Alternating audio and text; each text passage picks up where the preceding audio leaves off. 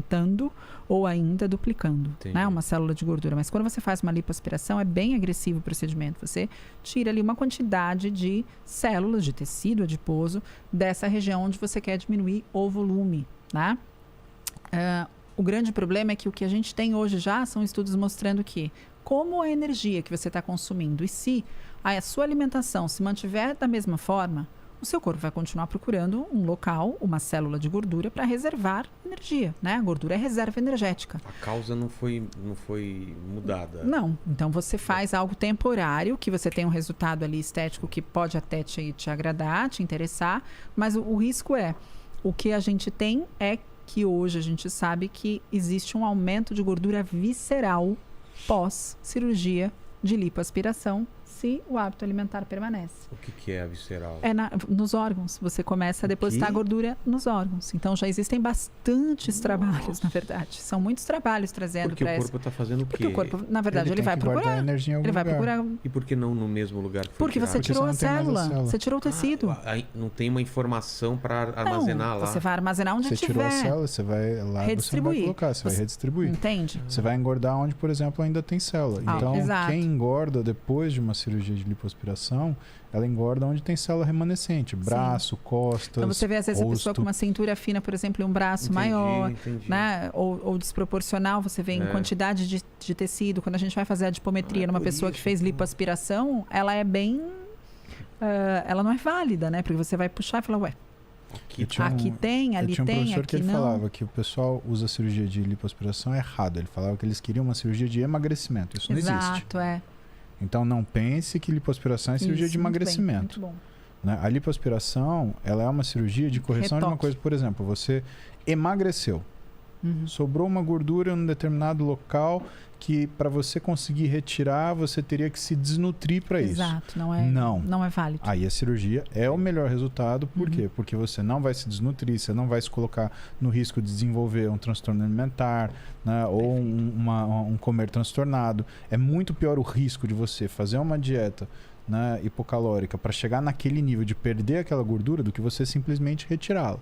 Bem como quando você tem esse tipo de gordura, Vilela, o que acontece quando você consegue tirar ela na dieta power, né? Quando você voltar para a tua razão alimentar normal, ela volta também. Porque é muito difícil se manter muito tempo numa dieta extremamente restrita. Seu cérebro fala, não vai dar, querido, a gente vai para outro caminho. E você não mata a célula de gordura. Não é à toa que a gente usa a célula de gordura para obter, né, a célula tronco.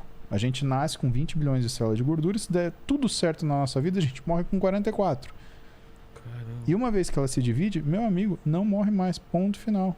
Ela é virtualmente, né, imortal. Entendi. Então, quando você tem esses pequenos estoques, você vai... Exato, por isso que a gente fala, segredo para você não ter obesidade, não engorde. Não faça coisas que vão te ameaçar. Se você sabe que você está fazendo uma coisa que vai te ameaçar aquilo em relação ao teu metabolismo, né, evita fazer isso.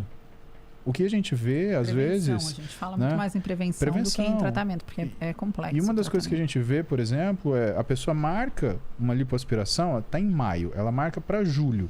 O que ela fala? Vou comer porque em julho eu vou fazer lipo. Tirar tudo lá, ela ganha 4, 5 quilos. Acabou, já é outra pessoa. Não dá para fazer essa cirurgia. A gente vê isso com bariátrica. E assim, ainda bem que hoje, né, nós temos excelentes médicos que também falam, olha, eu já recebi paciente que falou, eu vim aqui para fazer uma reeducação alimentar porque eu preciso emagrecer, porque o meu médico, cirurgião plástico, diz que se eu não emagrecer, se eu não me reeducar, ele não me opera. Fusaram, beijo. Tem gente muito responsável, obviamente, uma grande maioria, mas é muito importante você, quando ouvir de um médico esta frase, né? Não falar, não, eu vou procurar alguém que faça, né? Porque a verdade é que ali você encontra alguém que está preocupado com a sua saúde também, né? Não apenas com um resultado estético que você acredita que é definitivo. A questão é que as pessoas tentam buscar algo mais rápido, menos trabalhoso e definitivo. E a gente ainda não encontrou nada na vida que seja dessa forma. Né? A gente atende pacientes que eles perdem o resultado da cirurgia antes da cicatrização. Nossa. Depois da cirurgia eu não aguentei, eu comi mesmo. Cara, nem adiantou. Detonou. Não, e outra é um risco, né? Cara, é um baita risco. É uma coisa muito agressiva, né? Uma cirurgia mas não é esta cirurgia. Imagina assim, eu vou falar assim pra você. Vilela, eu vou ter que te operar hoje. Tá. Você vai pro centro cirúrgico, o que você pensa imediatamente? Agora, imagina assim, ó, tô indo para uma cirurgia. Vou lá marcar minha cirurgia, você entende? A gente precisa tratar com um pouco mais de cautela, entendendo que é um risco, uma agressão ao corpo. Então, é uma única saída que você tem? Você já tentou outra coisa? Você está se preparando direitinho para isso? Você está cuidando disso como algo muito importante, realmente uma questão de saúde? É importante a gente todo procedimento alertar. Cirúrgico leva um risco. Leva risco. Não tem? Não tem. O melhor médico, o melhor centro cirúrgico, o melhor hospital. A gente tem que considerar um fator de risco, né? E é essa questão. Será que essa questão estética te incomoda é tão importante? Não, você a muda ponto a pessoa... da submissão a um risco desse, né? E você muda a pessoa, você muda a anestesia, por exemplo. Eu já tive que ser operado algumas vezes, né, amorzinho? Nossa, é só susto. E assim, o Jorginho, que é meu anestesista, que sempre me anestesia, ele já sabe. Eu respondo muito ao anestésico, então ele precisa usar uma dose pequenininha. Agora, relaxante muscular, ele dá de tonelada, porque meu corpo destrói relaxante muscular. Então ele fala, Paulo, é diferente até anestesiar você. Não é anestesiar outra pessoa, é animal de grande porte. Eu tenho que dar um tiquinho de anestésico. Não é assim, né? Que ele fala com o Paulo. Deixa eu deixar muito Jorginho, claro isso aqui. O Jorge já é meu brother, já. Ele já... E ele tem, ele já fala pra mim, de novo, cara, você já vai me matar. De novo você machucou? Jorginho, eu machuquei. Não, então ele já sabe. E, cara, isso é complicado, né? Você imagina que a população que vai para uma cirurgia estética, ela tem hábitos, ela tem formas de vida que são diferentes das pessoas que, por exemplo, não têm hábitos de treinamento, por exemplo. Então, são coisas que o médico não fala, mas, cara, a gente vive fazendo conta e avaliando e, às vezes, uma coisinha pequenininha da sua história é uma coisa importante. Conte tudo pro seu médico, fale tudo pro seu médico, né? Porque ele depende dessas informações também. Uma informação que você não dá pode ser aquela que vai te matar, né? Então é muito importante, muito importante. É saúde, né? É vida. Tem uma piada ruim. Uma piada ruim sobre isso. Uma piada ruim. Deve conhecer, né?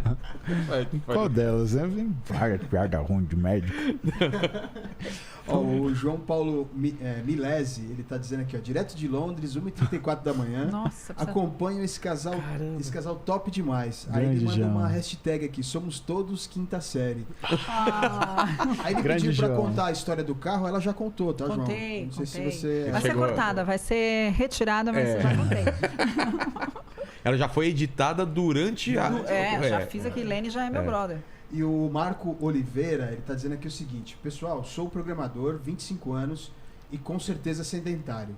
Voltei faz 15 dias na academia e claramente meu lado esquerdo, o bíceps, é mais fraco que o direito. Qual uma boa estratégia para compensar isso? Marco, a gente ele tá falando porque você acha que ele consegue muito mais peso de um lado? Provavelmente ele tem diferença de força. E isso é uma coisa que pode acontecer, Marco. O que a gente faz é exercício unilateral. E aí o que você faz? Você limita o que é o peso e as repetições pelo lado mais fraco. Então vamos supor que o seu lado direito aguente 10 quilos, 10 repetições. E o seu lado esquerdo ele aguente 12 quilos e 12 repetições. Você vai fazer os dois lados com 10 quilos e 10 repetições. Porque essa é a chance que você vai ter de igualar. Então quanto mais você fizer exercícios que sejam bilaterais, e nessa, por exemplo... agachamento, né? Quem tem diferença de perna, cadeira extensora, para quem tem diferença de quadríceps, né? Máquina de rosca direta. O que vai acontecer? Você está fazendo uma força que o seu corpo ele vai distribuir, ele vai jogar cada vez mais força para o mais forte, menos força para o mais fraco. Eu pensei numa coisa importante, mas você é o ortopedista, Fala, pode terminar. Não, porque ele é programador, né? Então, alguma ler que ele possa ter que também pode estar dando essa sensação de fraqueza, de um, né? Sim, tem que ver tendão, qual que é a mão do mouse, qual que é a mão do teclado. Exato. Repetitivo? Lesão por esforço repetitivo. Não, e às vezes até controle. Sabe que tem um dos meus melhores amigos, que é o Marco Antônio, ele é muito curioso. Ele é um cara que pensa umas coisas que... ele é brilhante. Então, o que às vezes ele fazia? Eu vi ele trabalhando na baia dele, né? A gente trabalhava junto no departamento de informática em saúde na Escola Paulista de Medicina 30 anos atrás. Eu fazia iniciação científica, eu estava fazendo um programa lá de nutrição. Vai lá, meu amor. E o Marco, ele trabalhava lá, ele era um engenheiro de rede, né? E aí, às vezes eu chegava para cumprimentar ele na baia dele, o que ele tinha feito? Ele tinha o teclado, ele tinha colocado aqui e ele tinha pego, aliás, o mouse e colocado na mão esquerda. Eu falei, Marco, o que você tá fazendo? Cara, é óbvio que eu tô fazendo. Se eu só usar o mouse na mão direita, minha mão esquerda vai ficar burra. Eu falei, caralho, velho. Qual que é a sua de pensar um negócio dele? Onde se tirou isso? Aí eu tentei escrever com a mão esquerda. Foi um desastre, cara. Mas olha que maluquice. Isso, anos depois, estão falando... Anos não. 1 ano depois, 1 ano e meio depois, eu comecei a operar. Né? O chefe da minha equipe de cirurgia de membro superior, que é o Zé Carlos Garcia, né? Que para mim é um dos melhores cirurgiões do mundo na área dele, ombro e cotovelo. Eu comecei a operar com ele no 3º ano de faculdade. Eu acompanhava ele, né? E uma das coisas que ele falava é, você tem que saber operar com as 2 mãos. Porque o paciente ele não vai machucar no teu lado preferido. E, cara, isso me chamou a atenção, porque eu lembrei do Marco fazendo caramba. E assim, o aparelho, para você, o instrumental de cirurgia, ele tem essa questão. Ele tem um jeito de você pegar que, por exemplo, se você acostumar com a direita, depois você não consegue com a esquerda. Faz um teste simples, até você que está em casa. Tenta cortar um papel, se você for destro, tenta cortar um papel com uma tesoura na mão esquerda. Nossa. Você não vai conseguir. Agora, imagina se o teu médico ele não sabe operar com a mão esquerda.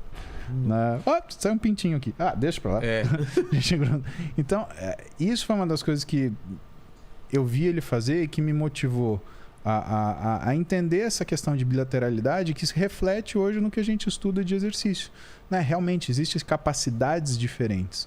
Né? E essa ambidestralidade, isso é uma coisa que é positiva no exercício e na nossa profissão, na nossa vida. Né? Mas principalmente cirurgião precisa ter isso. Você tem que fazer uma coisa com a mão direita tão bem quanto você faz com a esquerda. Pode ser que não seja escrever, mas operar é uma das coisas que a gente faz. Caramba, não sabia disso aí, que o médico tinha que aprender com 2 mãos. Com a mão direita e com a mão esquerda. Mas porque pela acessibilidade, às vezes, do local? Sim, imagina, quer ver? Vamos imaginar que tem um paciente aqui.